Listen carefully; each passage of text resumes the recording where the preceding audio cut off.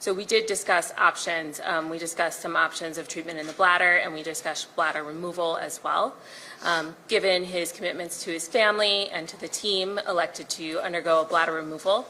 We performed a full robot-assisted laparoscopic bladder removal and creation of a new bladder. And I am pleased to report that the results from the surgery are that he is cured from the cancer. You can clap, it's okay.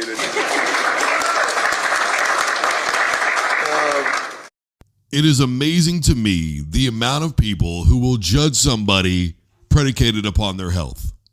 And look, I know we all saw it before with Urban Meyer, but I think everybody deserves an opportunity to explain themselves first before we go and judge them. Where are all the people now that said that Prime was going to pull an Urban Meyer?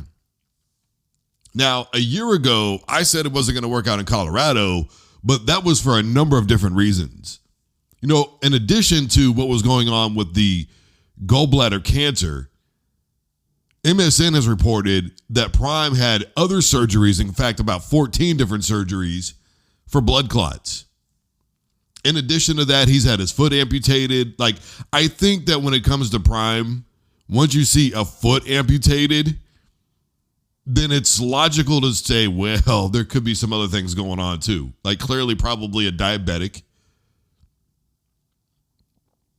especially with the blood clotting and the amputation. Prime has been going through it. And he's still standing and still very prime. I think that the issue is, in fact, I know the issue is you just have unmitigated hate for somebody. And it's really bizarre to think like that to me. A good example is I think Peyton Manning is the most overrated quarterback to ever play the game of football. I'm not going to get into the whys and all that stuff. The point of what I'm saying is I don't have hate for Peyton Manning. It's not a personal issue. And if Manning came out for whatever reason and said, look, I can't be on the ESPN simulcast tonight because I got some health stuff going on, well, I wouldn't automatically jump to the ridiculous conclusion, well, the problem is Peyton Manning is probably just getting ready to pull an Urban Meyer. Like, that is so dumb. I'm sorry. I don't get it. I never will get it. That's just uncontrolled hate. And I think that we need to move past stuff like that. Seriously. Can't we do better? A little better? Don't we want to do better? A little better?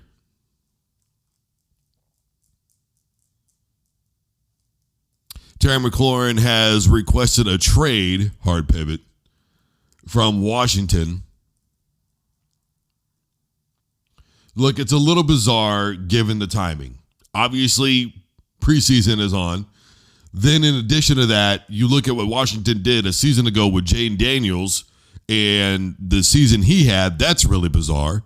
And then you look at the other factor of there are allegedly players that are out there who saw what Jane Daniels was doing a season ago and they were chomping at the bit, trade me to Washington. Now, that part, a little bit of rumor and hearsay, but it's certainly out there. Is it a financial thing? I mean, if you go and look at all of his social media, there's really no given explanation as to what's going on. In fact, he's actually pretty quiet on social media, which I can appreciate. And look, if he doesn't want to explain himself, then he doesn't have to explain himself.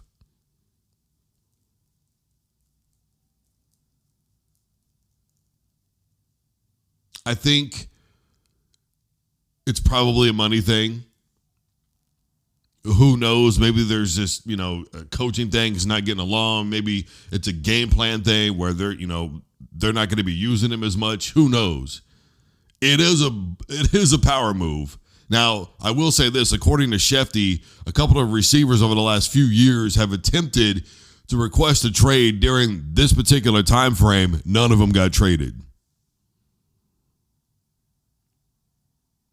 It's a little late in the game. It's high risk, high reward. Now, obviously, Saquon and some others have pulled this maneuver, but it's really going to depend on how much power he really has in terms of what the value is that Washington is going to decide that he brings to the table. For me, I would have done whatever it would have taken to keep him. Because him and Jaden Daniels work pretty well. And, the thing about Jaden is he's so good at willing to take risk and let his receivers go out and make a play. And his ball placement is top notch. I don't know that there's a better quarterback in the NFL in terms of being able to place the ball exactly where it needs to go. Man, that dude's got some scary accuracy. With the ability to stretch the defense, man, I don't know. Whatever it is, I think Washington is going to be okay with Jaden Daniels. But I would have done everything I could to keep talent around my quarterback. Speaking of NFL preseason, I'm sure everybody's going to be talking about Trey Lance this morning. I don't know that he's had a fair go, to be honest with you. I think it's been complicated. He got injured in Frisco. Brock Purdy ended up stepping in. I think a lot of people gave Brock Purdy more credit than he deserves. He got his payday. That's fine. But we're about to find out the real Brock Purdy. Matter of fact, to me, we already found that out last year. But for some weird reason, everybody's going, well, you know what? It's fine. We'll go ahead and give him the money anyways. Okay, Broham. I think you keep your number one draft. I think you give it a shot. It is what it is.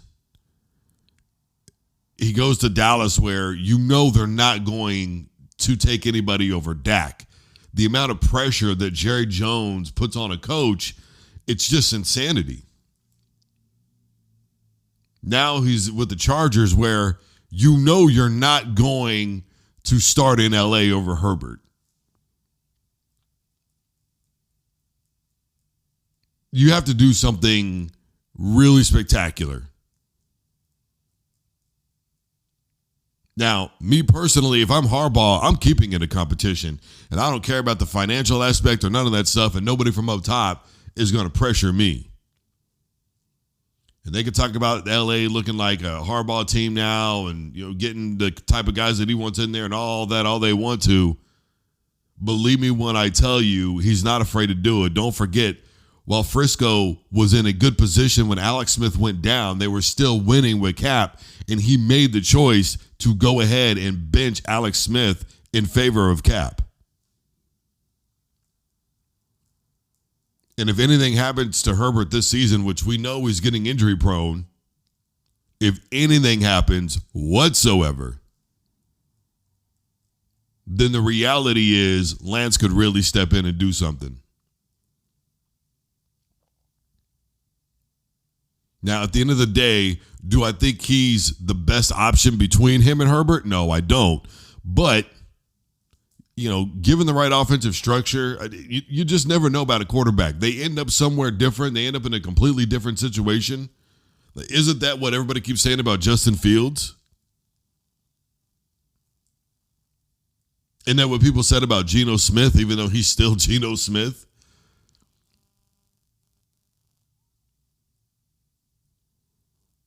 I don't see a huge future with Trey Lance, but I'm not exactly not holding my breath on it.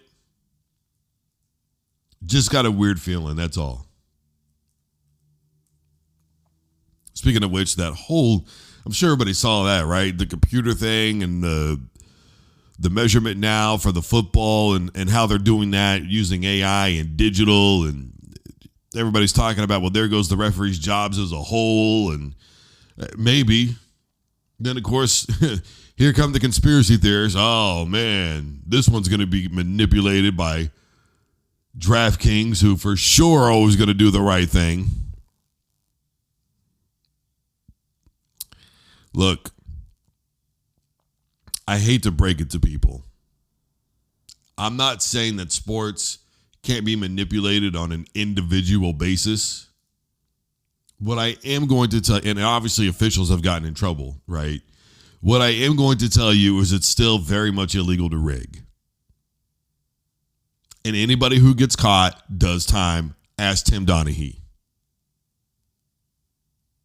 Go look at the scandal that happened with Boston College back in the, 70s? Early 80s?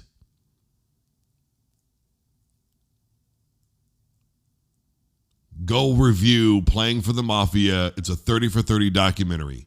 10 years. 10 years in prison. You think that it's manipulated, and I get it to an extent, okay? I'm not ridiculous in my thinking. Nothing is ever impossible, right? It's improbable, but it's never impossible. I personally don't think it's going to happen. Now, my issue is when the thing fails, then what? I would personally rather have the officiating, but guys, come on, don't forget, man. I mean, the old Davion Clowney play, that should have been their ball to begin with, and the next play, it was the best ball don't lie play ever in the history of Everdom. Clowney comes up, makes a play. South Carolina gets the ball back. So let's not pretend that the human element, and again, you talk about the Tim Donaghy situation, let's not, the human element can be affected too, okay? So while you're worried about this, and I get it, let's put everything in perspective. The human element can still be flawed. It can be manipulated. It can be bought. So if you're going to not like one idea, well, you better not like the other two, which means it's a catch-22 because you got to have one or the other. So I'm just letting you know. Don't forget how bad it was with the replacement refs too, by the way, that eventually when the real refs came back, they were all applauded by NFL fans because they were so sick of seeing the nonsense. Everything's going to be okay. And I think it's a bit of an overreaction. I'm just saying.